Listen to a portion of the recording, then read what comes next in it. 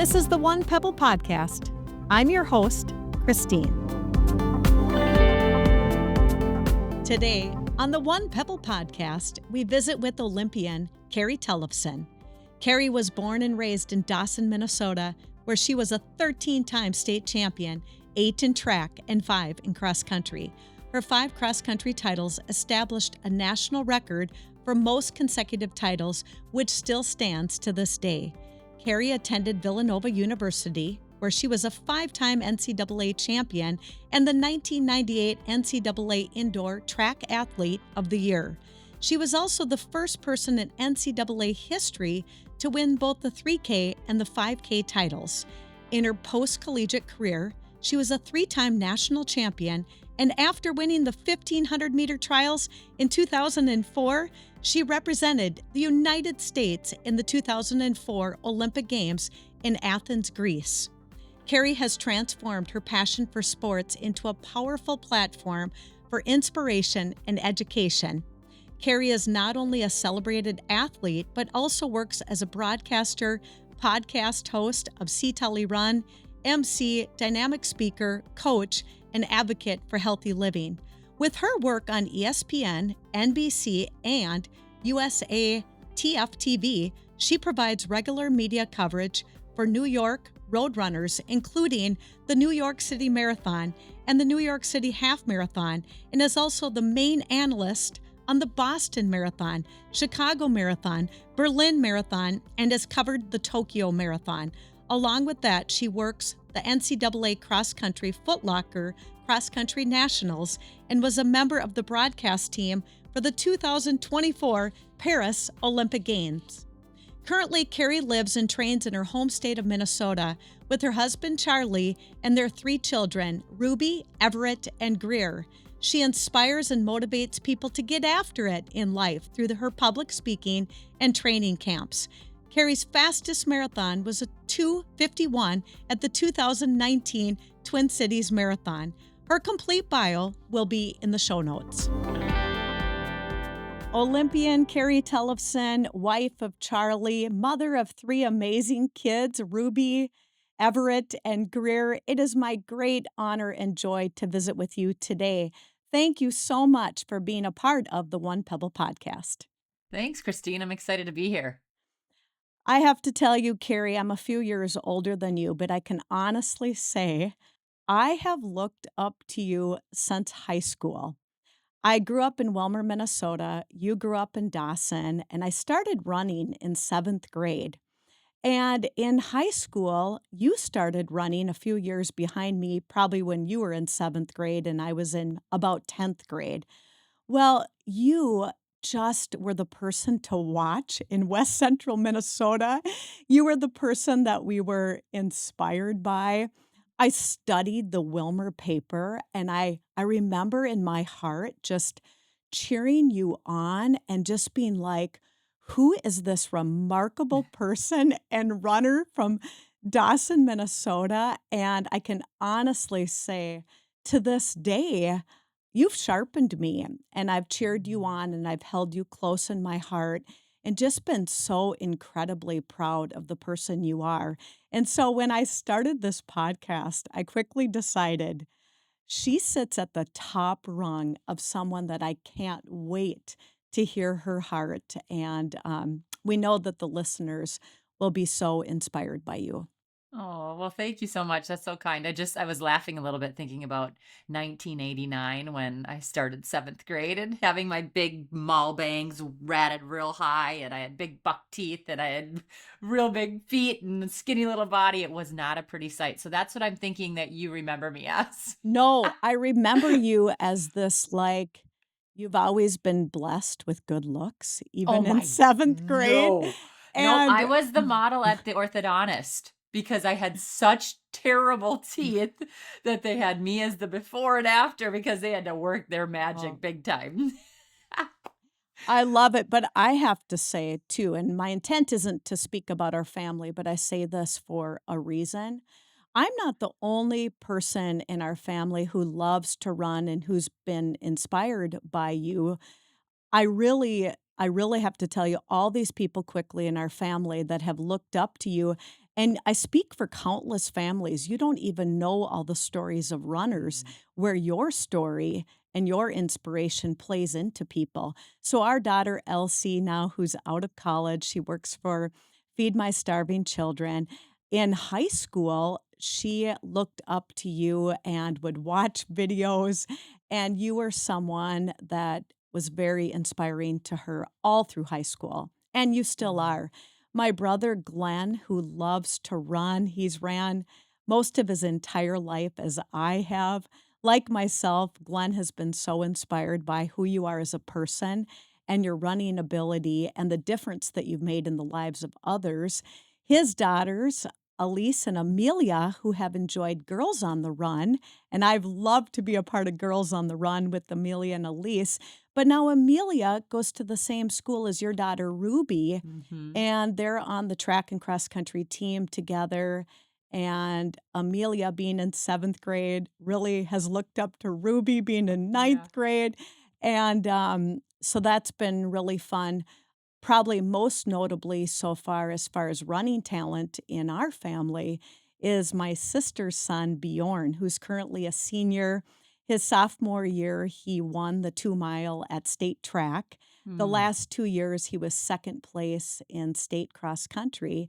And now, soon he'll, run next week for his last time in state track. Yeah. But I say all that because all of those people in our family, you've made an impression. And Oh. so thank you for the difference that you've made in the lives of people around the world and how much you've inspired our family as well. Well, I appreciate it. I mean, small town USA is kind of where Wilmer was a big city for us in Dawson. You guys had a mall. But it's been really fun to be from out there, but then to be able to, Glenn and I go to church. Our families go to church together, and my husband has looked at some of their land up north, and my husband's an architect. So like there's just so much stuff that is fun for us to talk about, but also just nice to have this small community. And a lot of times running is involved in that. A lot of my really good, deep, friends that go with me for a long, long road of life together, they are runners. So if you're not a runner and you're listening to this, that's fine. But if you are, it's like we're just real close. We're real tight. It's really fun. That's so true. It is so fun. And will you tell the story? This is one of my favorite stories about how you met Charlie.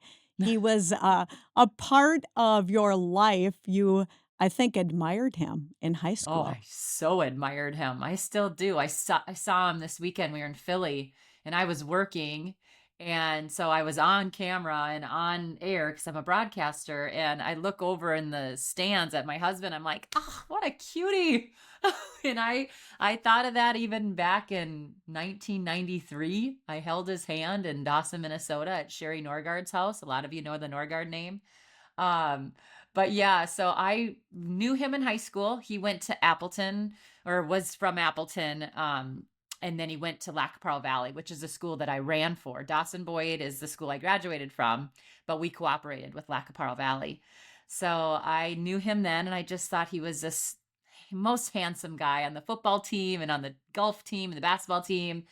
And then 7 years later, after he graduated, I ran into him on the Stone Arch Bridge in downtown Minneapolis.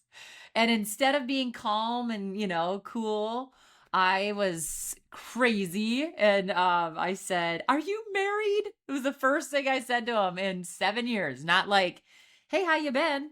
And Gary, he's, who does that? I don't That's know. like a movie. I know. And my sister was there running with me, and another girl from Dawson was on the bike. And they too were like, they said afterwards, they said, "Oh my gosh, I was wondering what you were saying. It was like all this stuff coming out of your mouth that shouldn't have been coming out."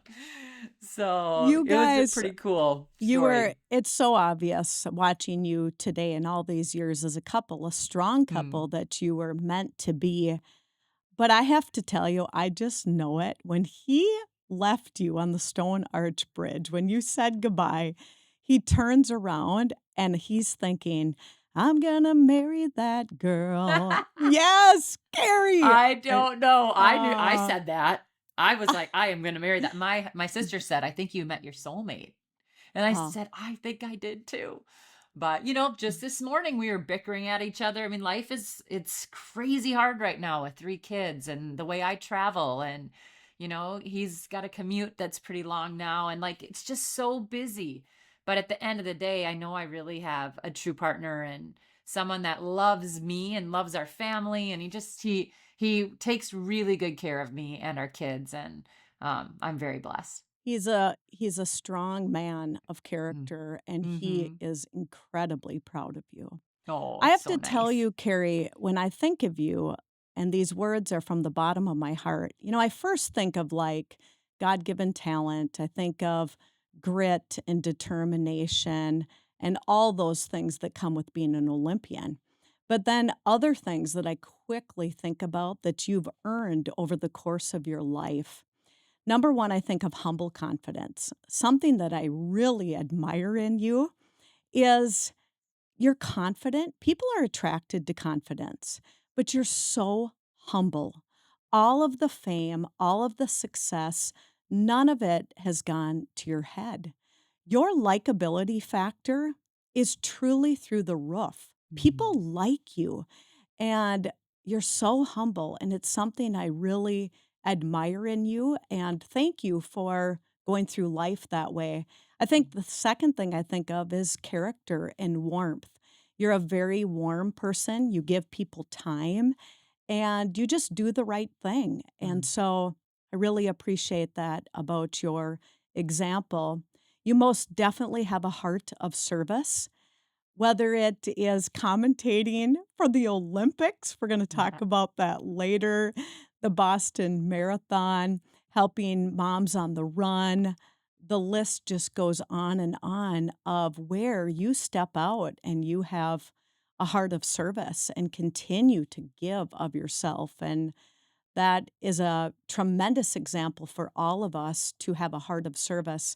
But the last thing I think of, probably when I think of you, is authenticity. You are Carrie Tollefson. You are yourself. You are comfortable in your own skin and you're not trying to be someone else. And so you go through life with so much joy. You are just who you are. And I love that so much about you. We can all tell that Carrie's being Carrie. And I really appreciate you being your authentic self. Mm. Well, I think it's a lot of work to not be your authentic self. I mean, that takes energy and I don't have time for that. I want to just let everybody know who I am and, take the good, take the bad, take the ugly, take it all. And it's really fun, I think, to go through life just living an honest life. And, I know that there are things that I probably am not real proud of that have happened in my life, but at the same time, that's okay. Like we all make mistakes in life, right? And I think too, my faith is really it's been my guide in life to be able to remember that it's okay to say sorry. You are forgiven, not to brush things under the rug when you don't do things the right way or you think you could have done it differently. Like people need to see that we all make mistakes in life. If we all walk around like our Instagram handles, which are perfect and everything looks, just so cheery all the time, I think that's a real kind of disservice to ourselves. And so I have fun. I there are times where I'm not real proud of myself, but at the same time, I'm like, this is life. This is what the run has really taught me in life is that you have to persevere through the good times and the hard times. And you can't just keep dwelling on the good because if I only dwelled on the wins, I would never see who I really was as an athlete. And I think that I've used that life lesson from sport and I've continued to use it in my life as I get older and slower. Every single day I'm getting slower. Carrie, you wouldn't believe I've now been a runner for 39 years, and How I you are am not 39 years old, so well, I don't I'm know I'm that that math 50. is adding up. I'm 51, but I started running at, like, 12, and Yeah, so, trust me, this is getting tougher, I and I'm know. slower. Yep. Me Um, too. Me now too. Carrie, now for me, a win is a 3-mile run. That's a Hey. win. A 3-mile run, a 5-mile run. Yep. But I will have to say, too, my running community, some of my very best friends are runners, and they've taught me so much. Although I love love to have been a runner over my life. And people Mhm. listening, you don't have to be a runner. We all No. have our certain thing. But even more than enjoying running with some of my very best friends who look up to you, you've sharpened them. Those friends have really sharpened me and made me a Yeah. better person. So I think it's about the journey. And like you talk about vulnerability, Mm. um, if we did life perfect, I don't think the learning's in the perfect. I almost think No. the learning is in the valleys and the learning's in the hard. And that's something we're going to talk more about today. But I want Mhm. to start with Dawson. And before I Mhm. ask you a couple Dawson questions, my brother Glenn and I have had the humbling opportunity to do fundraising auctions worldwide. We grew up in Mhm. an auctioneering family, You're but we've awesome, by the way. well, we're gonna die. I want my gravestone, Carrie, someday to say, "A work in progress for the Lord." And so Oh. I'm gonna die a work in progress, but those words are kind. We also sell farmland across to Minnesota, Mhm. and we've had the opportunity in the Dawson area along with our colleagues, Brian and Erica Fernholtz, to get to know the Dawson community. And Mhm. I truly mean this. Your home community in that area sits at the top rung of quality people. I love that area. Yeah. And I can say firsthand, your own family, Carrie, you come from a heart of gold family, Mm. a top rung family of character, a community to be so proud of. What Mhm. was it like to grow up in Dawson, Minnesota? And I'm proud. I'm very proud of Dawson. I don't know it like you do. I didn't Yeah. grow up there, but the opportunities I've had to get to know people in that area, work in that area, you come from a really special place, a very special family. Tell us Mhm. what it was like to grow up in Dawson and tell us a little bit more about your personal family growing up. Yeah. Well, Dawson's amazing. It's a town of 1,600. At least that's what it was when I was there. And I've loved every minute of remembering my memories there and just the time that I spent there. I went to Villanova. So after my senior year, I moved out to the East Coast, but it has always been home. Even when I say to my sisters, I've lived in the Twin Cities now a lot longer probably than I was out in Dawson. Actually, I might have to do the math on that, but it's getting there.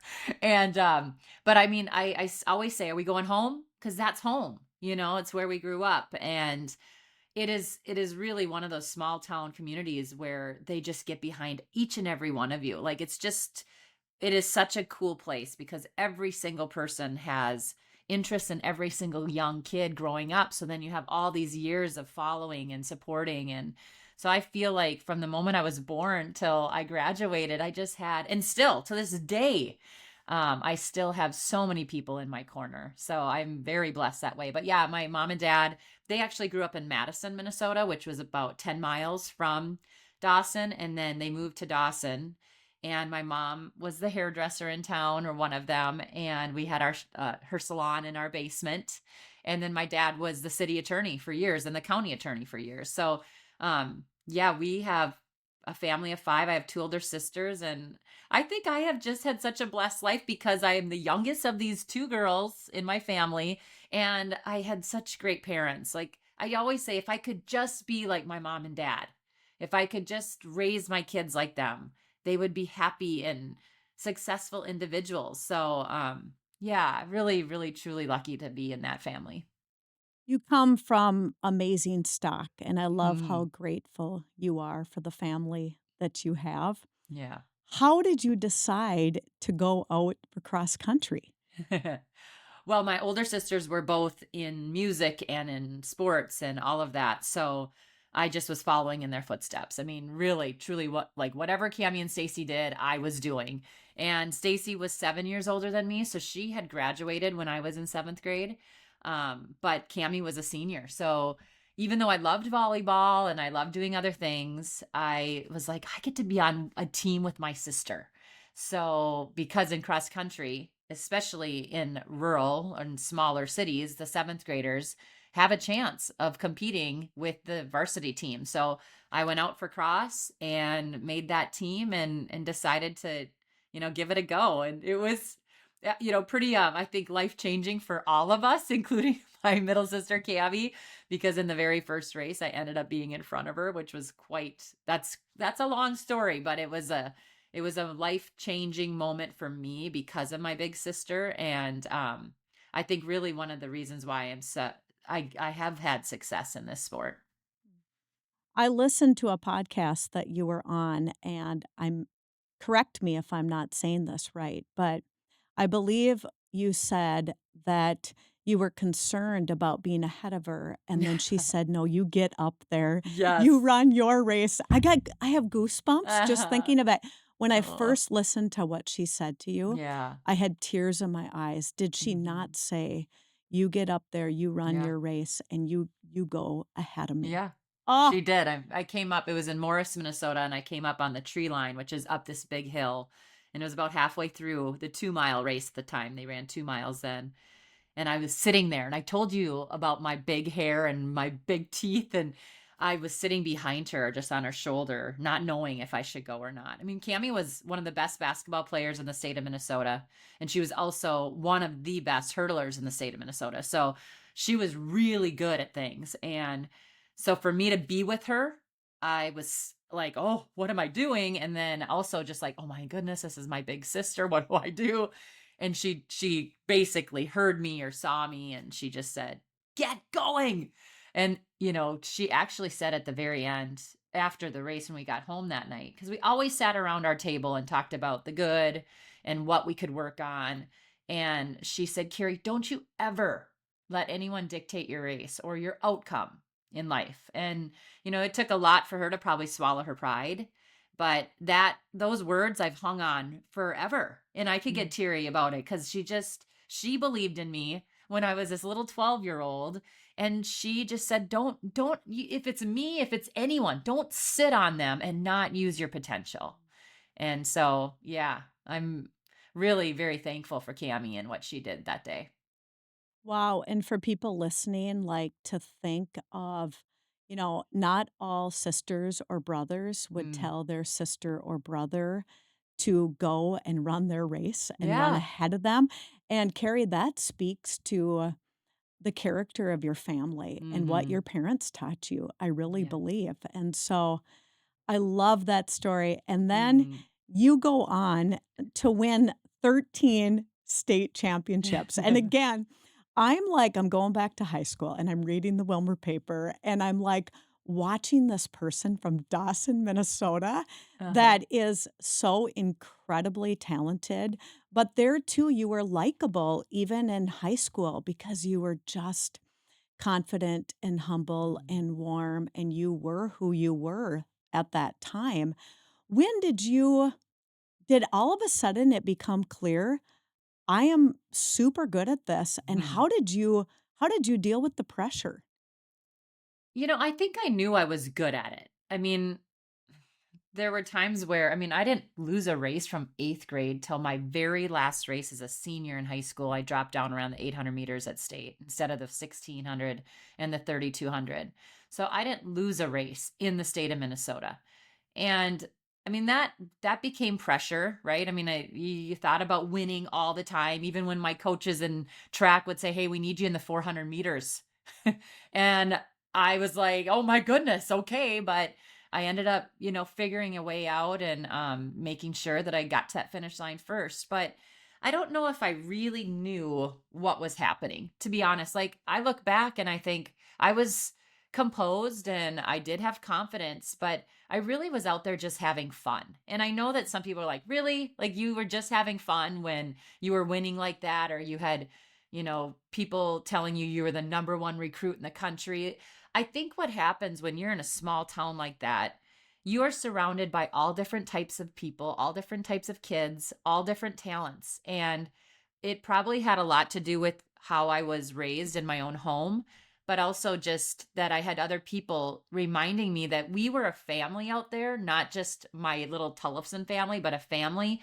And you really don't, I mean, I just didn't feel like I needed to be, too outwardly confident. I was there to be a team player in anything, whether that was orchestra, the one act play, basketball. Like we all had our role, because if we didn't all take on our role, we didn't have teams, we didn't have music, we didn't have enough. So, yes, I was very good. ESPN came to our school to video me, but then you know what? Wow. Everyone got on ESPN. It wasn't like this is the Carrie show. It was like everyone in Dawson's going to be on ESPN. I didn't even think of it that it was for me. It was for our community. So, um I guess maybe that is a little different, but at the same time that's just I feel like how I was raised, I you give thanks to everyone around you and be thankful that you're the one that gets the blue ribbon, like I was excited to get the medal around my neck, but I always remembered the team that went with it. Well, there too, you didn't make it about yourself. And I just love that how it was about the team. I think Mm, sometimes if we overthink things in life, and I'm making this sound easy, very few people in the world can understand athletic pressure to your mhm. level. But here, you probably tried to keep it as simple as possible. Yeah, Have fun. You were feeling the pressure as the years were going on, but you truly. were Hmm. part of a team and somewhat keeping this simple and not overthinking it and getting too into your head. And then you really stayed humble. The other thing that amazes me on the One Pebble podcast, we are interviewing cool people around the world with cool stories like yourself having an impact. A lot of those people come into impact, Carrie, in their 20s, 30s, 40s, or 50s. Mm. You didn't even know it at the time, but Mm. at like 12 years old, you're having an impact. You're being Yeah. part of a team, and all those teammates around you are Mm. feeling that leadership.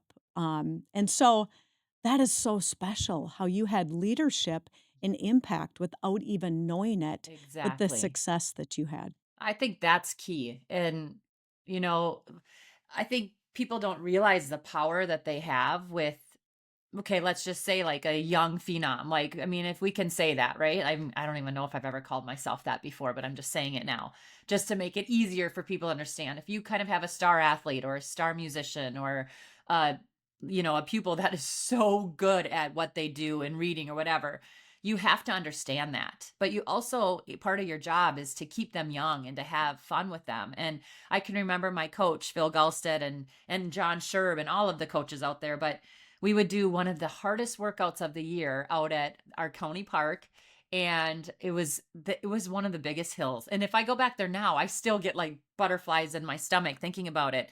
But my coach would bring yellow cake with chocolate frosting for us to eat afterwards. Now, what world-class athlete do you think of is thinking, I'm going to have yellow cake with chocolate frosting? Many of us, but in the world of sport, we don't think of that kind of fueling after. But that is how he kept me young. That's how he kept me hungry for, in more ways than one, hungry to go and do this workout, because I knew that Coach Gulstead's wife was going to treat us with yellow cake and chocolate frosting after. And I really believe that if we can keep kids young, and I'm not saying they have to eat chocolate or yellow cake with chocolate frosting every single time, but that is a small gesture of saying, hey, this is a 14-year-old girl or a 15-year-old girl trying to go win state. And she's won it now 2 times in a row before. How do we keep this light? So she's not just reading about her name in the paper, or she's not going home and talking splits and all that stuff. Like, let's keep it light. Let's keep it fun and fresh. And if that was a small gesture of what Coach Gulstead did by bringing my yellow cake and chocolate frosting, like that went so far in life for me. I'll never forget it. And I think that more coaches and more leaders and more teachers and things like that, if they can just remember that these kids are kids, they're going to work for the rest of their life. They're going to play sports, hopefully for a lifetime like you and I, Christine. So I wish we could take some of that pressure off of kids and let them be that way, which is how I think I grew up. I love all that you said, and Coach Gulstead helped you to keep this in perspective and Yep. to have And fun along with the pressure. totally, all of them. I mean, my teachers were so good out there. Like they just, again, I just wish that small town community could be everywhere, because it really is so, so fun when it goes right. And it went right for me. Carrie, I don't know if you realize this, but you made Dawson famous. You I don't made think I Dawson. did. Yes, you did. You Oh. did. And I need to compliment the entire community. That Mhm. is a rock star community Yeah. and really, Super fun. really And there's good. lots of a lot of people that are divided out there. And we live in this time, right, where you see it a lot more maybe than you did when we grew up because there's Facebook now and there's all these ways to really express your opinion.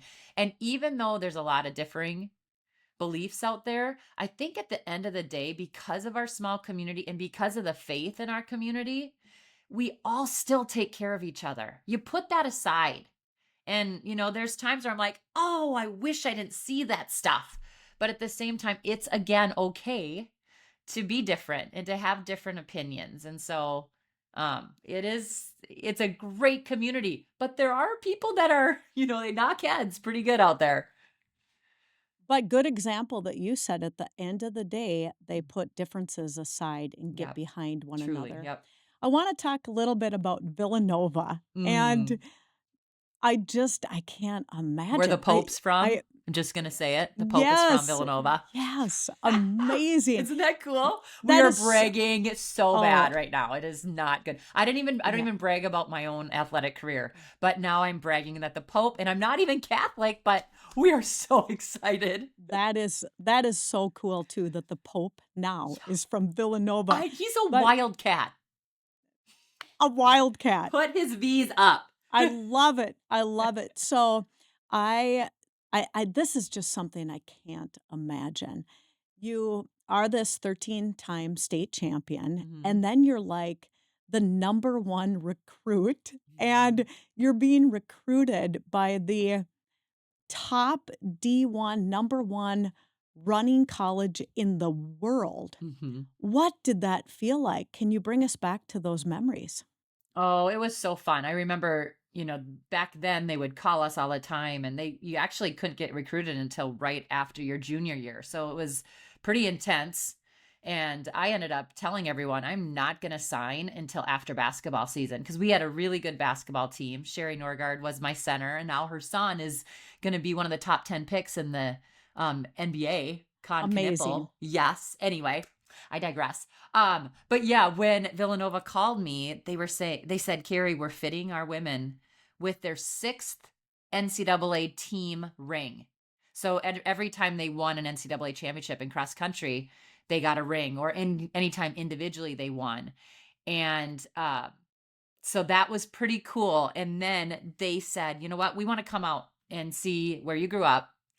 And so they made they took the flight from Philly to Minneapolis, drove 3 hours, got super lost, but they came to the or to the Pops concert, which was our like talent show, and they heard me sing, they heard me play the trumpet, all these things.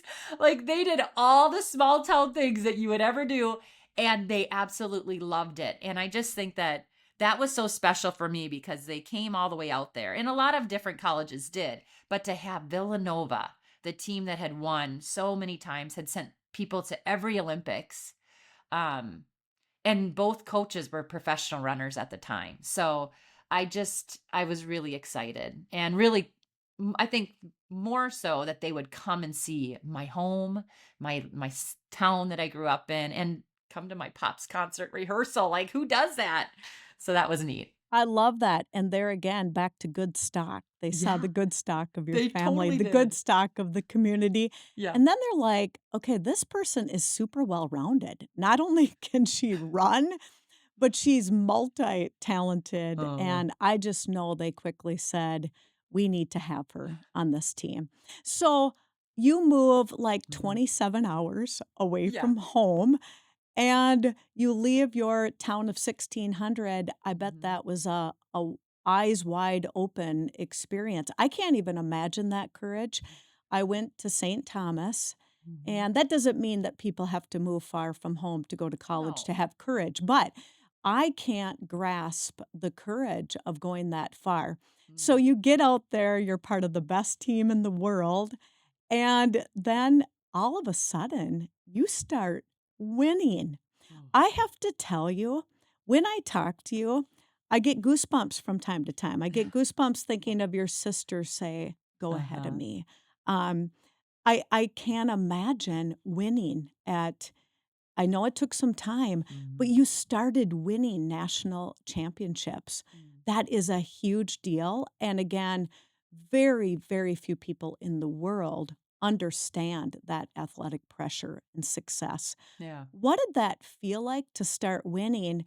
And then, Carrie, when did you first think to yourself, I may be an Olympian Mm. someday? Yeah, well, the journey out to Villanova was crazy because my first week of school, I went to the Pan American Games, so I missed the very first week of school. And it was something that, everyone was like, this is a great opportunity. You get to wear the USA across your chest, all this stuff. But I had a test in my English class the first day I got back, and I didn't have any material. I had a pencil with me, not even a piece of paper, and I failed my very first test. It was on the diction of Pride and Prejudice, the first 3 chapters. I didn't even really know what diction meant. So, needless to say, the way I started school was tough. I mean, I was like, how am I going to make it? And the run saved me because it didn't happen off the bat that I was number 1 on the team. I was actually 4th or 5th, but I was making the team, and we were doing well as a team. And I just needed to hold on to that one thing that I really knew. And I knew that my school would come. I just needed to be patient with it, but it was hard. So school was hard. Being away from home was terribly hard. I couldn't just go home and do a load of laundry and get a home cooked meal from mom and dad. I knew I was going to be away for 3 months before I saw them, and we were very tight. So it was tough on me, but that run part again kept me in it. And I just had to keep, the eye on the prize. It took me until my junior year to win my first NCAA cross country championship. And I would have to say, probably after that moment, when they kept telling me, you are the best runner in the country. They kept kind of telling me that weekend. And I'm like, what? Like, okay, tell me again. And that's when I think I realized that some of the NCAAs, or most of the NCAA champions from Villanova at least, had gone on to be professional runners and to make Olympic teams. So I think in my junior year is when I really was like, maybe I'll be one of those one day. I can't imagine hearing you are the best runner in the country On that day. That's what on on that that day. day. Ah, it's amazing. The other thing that has amazed me about your entire life, and even now what you do, commentating and being an analyst, after those 13 state high school championships, Mhm. you could have just hung everything up and said, "Oh my gosh, look at how successful I've already been, Mm. and look at what I've accomplished in my life." And you didn't need to do anything more. Then you go off to Villanova and you start winning your junior year and winning and winning. Yeah. And there too, you could have graduated from college and just said, "Oh my gosh, look at what I've accomplished through hard work and heart and character and Mm. determination and all those amazing things." But then, in true Carrie, we're going to get after it form, you decide, no, I'm going to take this a step further. I'm going to continue to believe in myself and I'm going to see how far I can go with this. And I'm amazed at that courage. I'm amazed at that believing in yourself. Mhm. And so take us from there. You graduate from Villanova and you decide it is now my goal to make the Olympic team. What Yeah. what did that feel like? And how did you officially decide I'm not hanging up running? I'm going to be Yeah. the best that I can be and I'm going to continue to press on. Well, I think the good thing about being an athlete is you always want more. You always want to see if you can score more or run faster, jump higher, or whatever it is. And at times it can be detrimental to your, mental health and things like that. But at the same time, I really truly believe it's so exciting and fun to see how tough you can be in life. And so my very first year, well, I wasn't even out of my Villanova uniform, but I went out to the Olympic trials in 2000.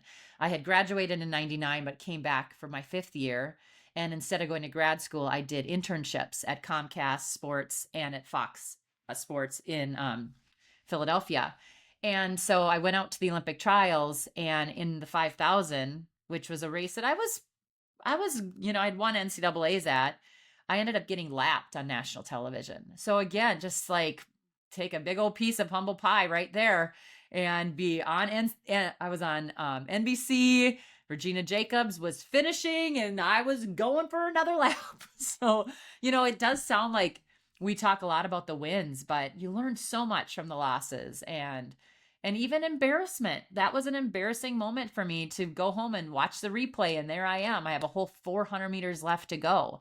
But at the same time, you know how much that fueled me for the next 4 years to keep on going.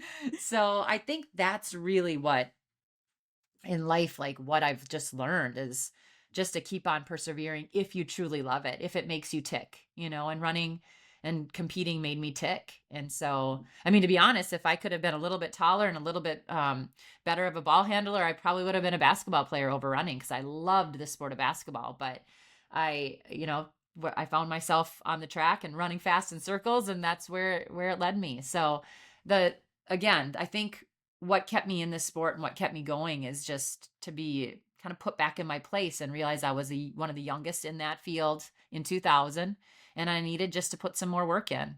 Hmm. Well, and you had that never give up attitude. And Mm, after the 2000 trials, you could have came home and gave up, mm. and you did not give up, and the story gets so much better. So, take us to 2004 Yeah. and tell us about that 5,000, and then Mhm. I'm super excited to talk about the 1,500. Yeah. Well, the 5,000 was the event where we all thought I was going to make the team in. If the steeplechase was just starting to become an event. I believe in 2004 it was an exhibition event, and then 2008 it became an official event. But the 5,000 was kind of a little long for me, but everyone was sort of nudging me towards that because I wasn't a real fast 800-meter runner, even 1,500-meter runner. So they were all saying, let's do the 5,000. At the time, I had run the seventh fastest time in U.S. history. So I went to the Olympic trials knowing that I was a pretty good shot to make that team. And that race was going really well until it wasn't, which is kind of the whole thing in running, right? It either goes your way or it just doesn't. And I had 2.5 laps to go, and I was sitting in third, and two people went by me, and I ended up in sixth and not making the team. So it was a real humbling moment. It was real hard. I remember actually Coach Gulstead, who I've talked about, my high school coach, had actually come out to watch me. Wow. And I went into drug testing and I came back out, and he was one of the first people I saw, and he was an English teacher. So he always had these, different sayings. And he said, the sun's going to come up tomorrow, but he said it in some Oh, eloquent way. And I was like, Coach, what does that mean? The way he said it. I don't even know what he said because I still am so mad about that moment. It you're still making eats me me. teary. The sun's Yeah. gonna come up tomorrow. Yeah. But that's what he did. He basically said, Carrie, the sun's going to come up tomorrow. You're going to be okay. And, I ended up realizing that real quick, even though I was really, really sad, thinking I have 4 more years to try to make this Olympic team. And I'll never forget that. Everyone was sitting out waiting for me. It took me a long time to get through drug testing because it was very hot out there. So I remember them all saying, okay, you got one more race. Let's go. You got a little bit of time to kind of sulk and get over the sadness of missing the team. But then you got to get going again. Get ready for the 1,500. How did you I believe you had, like, 5 or 6 days between the Mm. 5,000 and the 1,500. How did you deal with that obstacle? Now, you had Charlie and your amazing family Uh-huh. around you supporting you, but at the end of the day, you had to do this on your own strength. Mm-hmm. You had to decide, "I'm gonna believe in myself or I'm not." So, tell us a little bit about what those days were like, and then you go out and well, first, tell us about those days. Tell us about the obstacle, Yeah. and then we're gonna celebrate after that. Well, I do remember saying goodbye to my sisters, and Charlie had some family out there, and my high school coach was out there, and I remember having to say goodbye to everybody. And that was one of the hardest moments. Like, okay, they had to go home and work. They couldn't take 10 days and stay out there. So I said goodbye and thinking, oh my gosh, I just let everybody down. They're going home and we're not going to Athens. So I end up, just kind of trying to relax a little bit, let it all fade away. I had an agent come up to me and say, hey, well, you can run the Falmouth Road Mile or the Falmouth Road Race and the mile out in Falmouth. And I was like, heck no, I'm going to Athens. I'm coming back in this 1500 and I'm going to do it. So we go out. My mom and dad, they try to do something fun with Charlie. And we ended up going and watching Anchorman. Do you know that movie? Yes. So that was a good way for us to first like get away from it. That was, my line of work was broadcast. So I went and watched that funny movie. And then we did some other things. We just explored a little bit. Again, got away from the pressure and the anxiety of what was about to happen. I was about to start this new whole journey of trying to make the Olympic team again in a different race and in a race that wasn't, primarily my best event. Carrie, again, I'm amazed at how you kept your heart and head in the Yeah. game. And that's really an example for all of us that when the chips are down, Yeah. don't give up, continue to believe in yourself. Then you go out and you run the 1500. Mm-hmm. Your coach tells you not to lead. You're leading, Oh my goodness. I think, the entire time. But here's what you don't know, Carrie, because you're running. I can remember it like yesterday. Everyone is back home.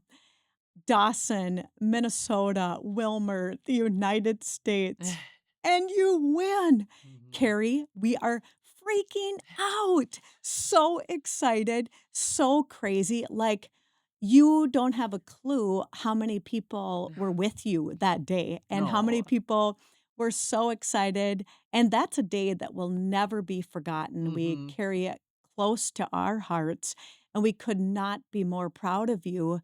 But you go out and you win the 1500 and you are going to the Olympics. What did that feel like? Tell Oh, us about, I don't even know if you can articulate how that felt. yeah, it was so cool. I mean, I remember my coach saying, don't lead. And I drew lane 1. So I had to get off the line quick because I was the furthest one in on the inside of the track. And I didn't want to get gobbled up. So I get out and I'm in the lead for the first lap, in the lead for the second lap, starting to think, uh-oh, coach is not going to be happy. But no one was taking the lead. I actually had slowed the pace to hopefully have someone go around me, and nobody wanted to. So with 500 meters to go, I ended up starting to make my push. That's just over a lap to go. And because I'm more of a 5,000 meter runner, a distance runner, I felt like I needed to start my kick, my sprint a little earlier than some of the athletes that are coming up in distance, like coming from the 800 meters. So I started my kick with 500 to go. And I really started to open it up a little bit. Like there was maybe just a second, but you could see some daylight between me and the pack. And then with 200 meters to go, Jen Toomey, she had pigtails in. She's an 800-meter specialist. She comes up on my shoulder. And I do remember in that moment thinking of Cammie, my sister, like Oh. I was not going to let Jen Toomey go by though. Like, Cammie, let me go by. But I did. I remember that moment. And I just gave it everything I had. And in the last 50 meters, Jen Toomey almost went ahead of me. And then there is another moment that I won't forget where it was like slow-mo with about 5 steps to go. It was like, no. And I was going as hard as I could, leaning as hard as I could. And I ended up cracking the tape first. And, I remember I ran around to the 200-meter mark where my coach and Charlie and my family were sitting. And I skipped the NBC interview. I just was like, oh, I got to go do my victory lap. I just won. And I got to my husband, and it was 116 degrees on the track that day. The sprinters were burning their fingers in the blocks. Wow. And Charlie, I went over there, and I'm looking at him. And of course, I'm so excited to see everybody. But I see Charlie, and he's in his jeans and no shirt. partly because it was so hot, but also he wore his jeans because they were lucky because I made the final and looked really good in the prelims getting into the 1500-meter final. So he had to wear the same outfit that he wore 2 days before. And so I thought that was hilarious. And then my coach said to me, "You better be happy you won that race," because I did everything I wasn't supposed to with leading basically from start to finish. And, we just celebrated so much. It was a moment I'll never forget. I mean, getting married and having my three babies are, my favorite memories. But I think how I made the Olympic team probably is even more exciting than actually being there. Well, and I don't even know if this is appropriate for me to say, but Carrie, it was maybe God's plan Mm. that you didn't win the 5,000 Hmm. and then you go and you lead and win the 1,500 because the impact of that story, what you've been Mm. able to tell people through obstacles and Yeah. believing in themselves and continuing to keep their heart and head in the game and getting after it. And Hmm. that story is just so powerful. And Oh, then you go out and you win. And again, I wish you could have been in the living rooms. I wish you could I have know. I like do too. I wish like to this day, it's a day I will never forget. Oh, it's so And fun. it's so, so fun. Mm. And we could not be more proud of you. Oh, What was thank the you. Olympics like? Off you go to Athens, Greece. I can't even Amazing. imagine. And then Yeah. for the rest of your life, Carrie, you're an Olympian. Yeah, What I what have was this the thing now. Olympics I just like? got my tattoo this Oh, year. I love that. The rings. Yep. That's so cool. Yeah, Dakota Lindworm, now Popane, she made the Olympic team for the marathon this year, and she trains with my team that I trained with. So we went and got our tattoos together. It took me 20 years. It took her 2 weeks. But yeah, the Olympics were amazing. I mean, you know, what a dream come true. You work so hard for it, and there's a lot of ups and downs that go along with it. I have donor bone in my heel. I had potential cancer in it. I mean, I had a tumor in there, like the injuries, the illness, all the things that you go through to be the best you can be at whatever you choose in life. And it just is one of those moments that I'll never forget of being able to say, "Oh, I finally can wear this uniform that has such meaning behind it." And I'm running for my family and myself and Dawson and Minnesota and the US, like so many different people. So really, really cool. Loved racing. Wish I could have made the final. Just missed the final by a couple spots, but yeah, I was so excited to try to come back and run again in 2008, and I ended up getting pneumonia right before the Olympic trials, so that kind of shot myself in the foot. But um yeah, I mean, there's just so much to think about when you actually say you made an Olympic team. This summer when I was a broadcaster there, it was really cool to sit in the stands and to see the athletes on the track and think, I was one of them. That I think really brought it around full circle for me. I can't imagine being a broadcaster there. I watched you this summer. And then to think Did you hear me sing on camera? I did not, but I would love to have heard you sing. It was, they were ringing the Yeah. bell, every time they won. And it just came over me one time and I made up my own lyrics, but I said, "Ring that bell, ring the bell." You are multi-talented. No. All that singing from Dawson, Minnesota, Oh you my have got to gosh. with your commentating, you have to keep singing. Oh, It's I thought part I of was your going to get joy. fired. No, no, it's totally part of your joy. I have one more Oh. question about the Olympics when you were there. The other thing that I just love is the reverence that you have. Like, it's Mm, not lost on you, Carrie. It's not lost on any one of us in America or across the world that love you, the reverence you have mm. for that moment. And I love when you reflect. What was it like to be at the opening ceremony? Oh. We were kind of in a hostile situation at the time with the US was at war and things like that. So there were times where we had to be very careful and we had Secret Service around us all the time. And it was just kind of, I don't even know if we could say Secret Service. There were people that were protecting us that we didn't really know that were around us. I guess as Secret Service just for the president. I'm not sure. But anyway, we had people around us. And we went out into the opening ceremonies and nobody knew how we were going to be received.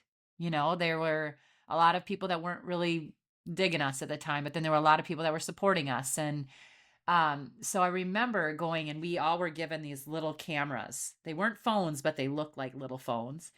And my dad said, "Hey, if you can, stand in front of the NBA guys because they're going to get on camera all the time."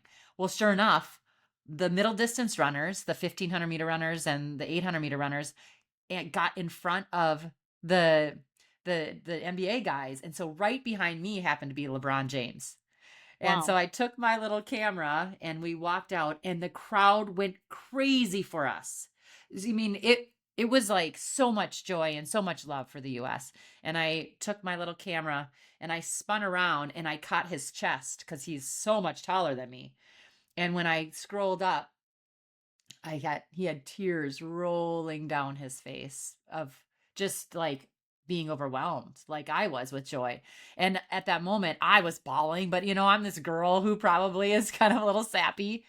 And I had to take a moment because I thought, this young guy making millions of dollars is just as excited about being there as I am. And all of us were just taken aback and so very thankful that the world was excited to see us compete.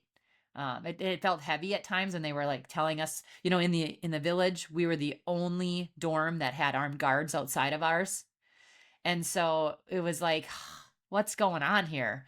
And we really felt welcomed. So it was neat. The opening ceremonies were so cool to be around all the different countries and all the ethnicities and different sizes of people. Like, they always talk about athletes being one, really super fit and all and we all are, but we're all fit in our own way. And God made us all different. And it was in that moment where I was like, this is really cool. It was at the opening ceremonies and then also when we were sitting in the cafeteria. I loved watching all the different types of people walk through those doors. What I so appreciate about you is your willingness to share those Mm. experiences, and you've opened yourself and really been a gift to everyone by saying, "This is what it was like. This is what my story was like." And we just so appreciate that you go back. And again, it'll never be forgotten, it'll never be lost on us. We could not be more proud. All those years of hard work, talent, grit, determination, God's plan, Mm. it's been a gift to all of us. And now you've opened that story of sharing. And so I think, most of us in the world won't be Olympians, but we take nuggets of your determination and really are inspired and then go live out part of our purpose because of you helping through this story to really inspire people. These things don't happen if you don't work hard and you don't believe in yourself. So, thank you for sharing about the Olympics. Then the next thing that amazes me about you is you've been to the Olympics and you could decide that it'd be perfectly fine not to continue to do anything else in your life. But what you decided is through your talent and your passion of running. Now you said, I'm going to live out my calling further. I'm going to take this passion into further purpose and go become a commentator and an analyst around the world. Carrie, I wore my Boston Marathon jacket. um, I've ran 4 Bostons. Oh, I'm simply a Carrie Tollefson wannabe. Now Carrie Tollefson, our humble friend from Dawson, Minnesota, is commentating at the Boston Marathon. She's commentating at the Olympics, Berlin, Tokyo, Philadelphia, most recently. And I'm just amazed that you continue to step into your calling, live out your purpose, say yes.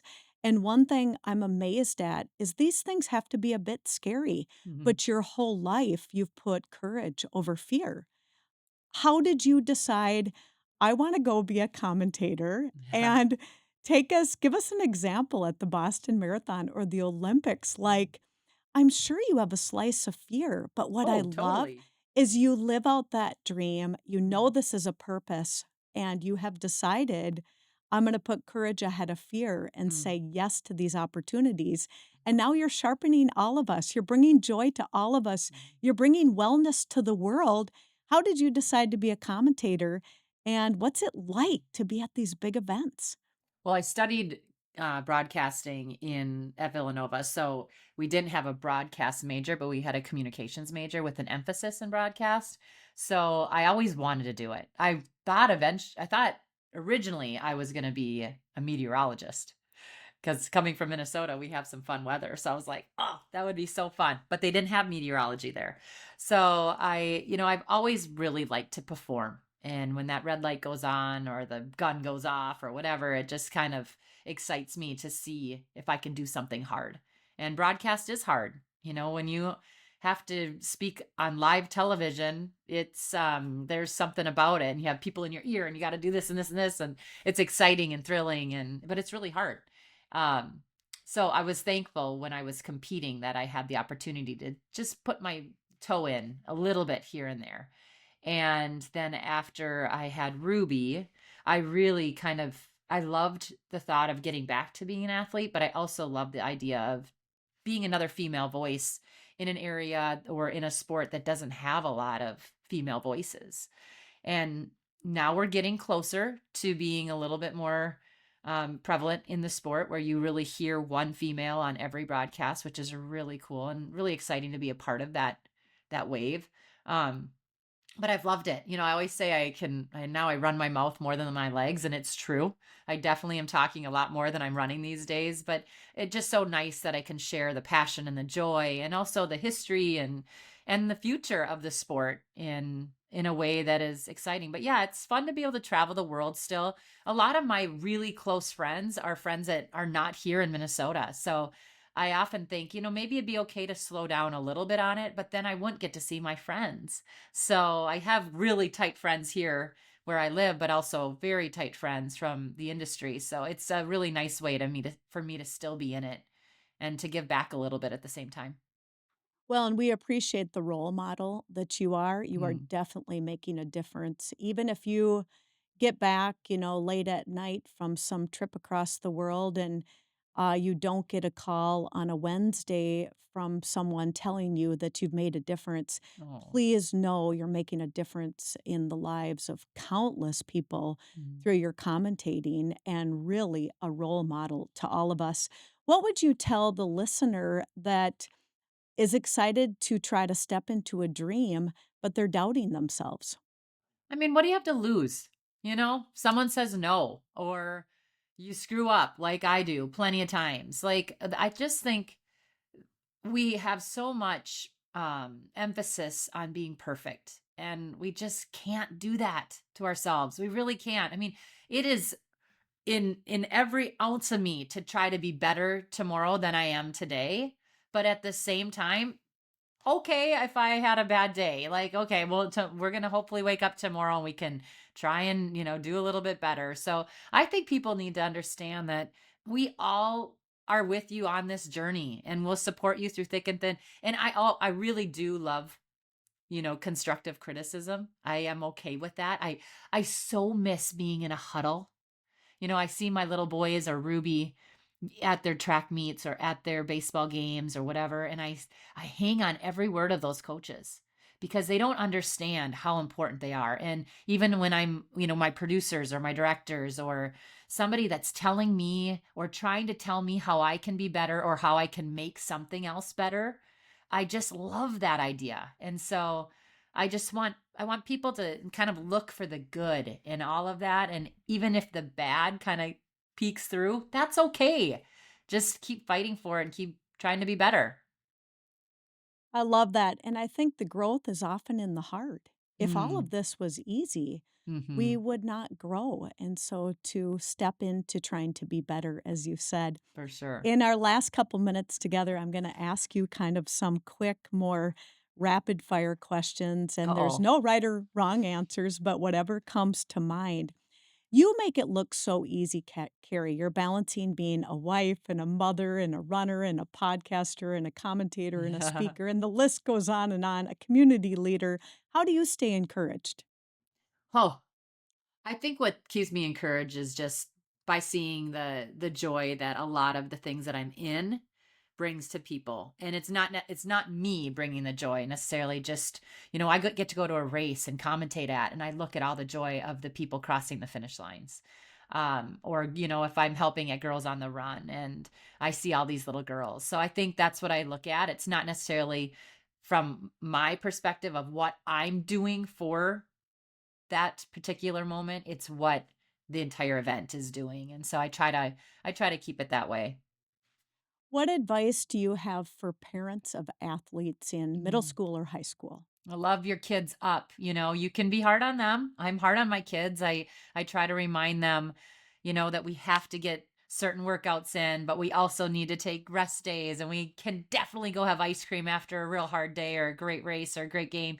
Like, just remember to keep the fun, love on them. My mom used to say, "You were the prettiest one out there, even when I knew I was the ugliest and I had the worst day." But she always showed me that she loved me, and we always brought a smile to, whatever was coming our way. So just love your kids up, because you don't get to have them in your house for very long. And I'm realizing that now. So I hope that Ruby knows, she's 14 and 15 now, that at the end of the day, regardless of any performance, she is the number one girl in my heart. You're right. At the end of the day, it's not about winning, not about losing, and Yeah. absolutely all about love. Mm-hmm. Carrie, you're very involved in Moms on the Run, and you have a nutrition line that you support Mm-hmm. and many other ways that you speak into wellness. What is your one or two wellness tips for us that are important to you? Well, I love that you said you love a 3 mile run. And I'm not sure how long that takes you anymore, but 20 minutes for me is like my staple. And I work really hard during that 20 minutes. It's not necessarily a run or a elliptical or whatever that I would be able to read a book or to have a full on conversation. I'm breathing pretty heavy through that. But I'm telling you, all of you, if you can get in a good solid 20 minutes, 3 to 4 times a week, your body will love you for it. So just because a lot of people think it's the 60-minute barrier that you need to break, nope.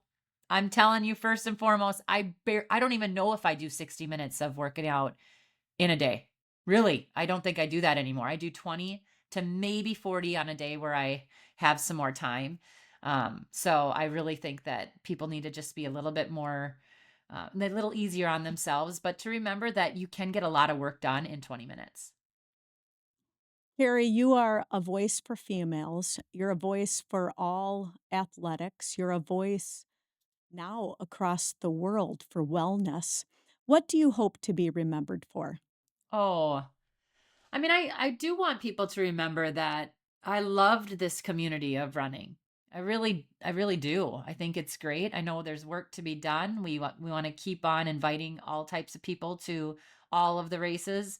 Um, but I think that at the end of the day, I truly found something that made me tick, like I've said a little bit, made me get after life. And just, I think, have found joy in something. I think life is too short to not really find something that gets you excited. And could I have made more money doing something else? Heck yes, I could have made more money doing something else. But when I lace up my shoes and throw on a pair of shorts that are probably 15 years old, and I have, the same shirt that I ran in since high school, it still is so much fun to get out the door and move my body. So maybe keep it a little bit more simple in life, and find what makes you tick. Well, and I should have said it at the beginning, but a word that I want to add to my list, what I'll greatly remember you for and admire in you is tremendous joy. You Mm. bring joy to all that you do, and that rubs off on everyone. Carrie, how has your faith played a role in your life? Oh, huge. I mean, just knowing that this is it. Again, I make things pretty simple, but to know that I have a friend in Christ is like, has just been sort of a saying that I've always said. But when you travel the world at a young age, when you have a lot of stress, when sometimes you are alone, I just always have said I have a friend in Christ, and I always felt like I had someone with me. And so that is just a simple way for me to share with young folks and also with old that, if you can have that sort of friend with you that will listen to you through thick and thin, that will forgive you no matter what, that will give you the inspiration to get out the door and to use the talent that you were given. Um, that's kind of the easiest way for me to put how I think of my faith. Well, and I bet on these trips that you do alone, you take the Lord with you For sure. wherever you go. My friend is always with me. Your friend is always with you. I think of you, I'll watch you on TV, and I'm like, the Lord is with her. The Yeah, Lord is with it's her. And true. all the peace and the strength and all the Thank you. joy that the Yeah. Lord brings to your life. Yep. I can do all things through Christ who strengthens me. It's been a verse that I've used forever, and I will continue to. Thank you for sharing that. I want to ask you 100 questions, but I only have two more things to Okay. talk about. Before I ask you our final question today, and we're so grateful for your time and your heart to share, it's been so inspiring. I want to give you the opportunity. You're a podcaster, you've had training camps. Again, you're very involved in Moms on the Run and do countless things with service. Is there anything and your nutrition line that Oh, you you haven't even support? talked about my dance party that I hosted. And Did your you hear about dance that? party, Bed by 10, it was called. For yes, women, it was 250 ladies. We just danced for 3 hours straight. I want to come to that dance Next party one, you'll be next year. there. What would you like to say? And there's 20 things that you could speak of, but is there anything that you want to promote as far Mm, as your own podcast, See yeah. Tally Run, or the Moms on the Run, Hmm. the nutrition line? Is there anything that you want listeners to be considering? Yeah, I mean, I think if you just follow me on my Instagram is usually or on Facebook at Carrie Tollefson, that's the best way to find all of these fun things. But yeah, I'm the National Fitness Director for Moms on the Run. We have a blast. We have a running retreat every year where we take the ladies somewhere. We were in Vegas last year and Scottsdale the year before.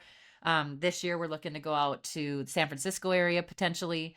But yeah, I mean, I think where you're going to find me is just doing things that I authentically love. I really do. So I am promoting Lifetime Health right now. Lifetime Fitness has been a huge supporter of my career, and I love some of the products. I am not good at taking vitamins. I am not really that great at taking care of myself, but they came to me and said, "Hey, we know that you love this company and we have some really cool things," and they do. So I'm promoting that right now. But I think if at the end of the day, if people need anything and they want my advice, just email me or find me at my, like I said, my socials, and I'm the one behind all of them. So you can send me a message there for anything and I'll get back to you as fast as I can, which is usually pretty fast because I am sort of a perfectionist and I don't like to have emails or messages waiting for me. So yeah, I think the biggest thing that I would like to promote is just for people to keep putting one foot in front of the other. And if I can help in any way, I will. Carrie, I will have to say to you what I probably admire most about you is personally who you are. Although I look at your long list of accomplishments and being in halls of fame and from the Olympics to everything you've done Mm. professionally is so inspiring and incredible. But personally, you are just a very accomplished person and you're true to yourself. You've sharpened countless people around you, and we so appreciate who you are. It's been a gift and a joy. Thank you for sharing. I will look up to you, you younger person, Yeah. for the rest of my life. Oh. And I'm incredibly grateful for the opportunity to visit with you today and who you are and how you go through life. On the One Pebble podcast, we want to give you the last opportunity to throw out a word of encouragement, anything that you would like to say. You've been in the valley, you've been on the Hmm. mountaintops. Any last word of encouragement for our listeners? Well, I love the word perseverance. I just think that is such a powerful word. And we all have to persevere every single minute of the day, it seems like. You have these battles in your own mind of what would be the best way to go about. And a lot of times it's the harder route that we need to take. So just keep persevering And, know that you have people around you. I think I've always tried to surround myself with like-minded, goal-driven people. And those are the people I seek out to be around. So if you're finding yourself sort of in the low and you just don't know how to get out, just keep searching for those people and keep persevering, and you got this. Mm. Great advice. Thank you so much. This has been a joy. It's been an honor. We are so proud of the person that you are. God's richest blessings to you, Carrie, and your beautiful family. Thank you for being a part of the One Pebble podcast. Thank you so much. You have lifted my day more than you know. Thank you. We are grateful. This has been the One Pebble podcast. One pebble, so many ripples. What will you do to make a difference?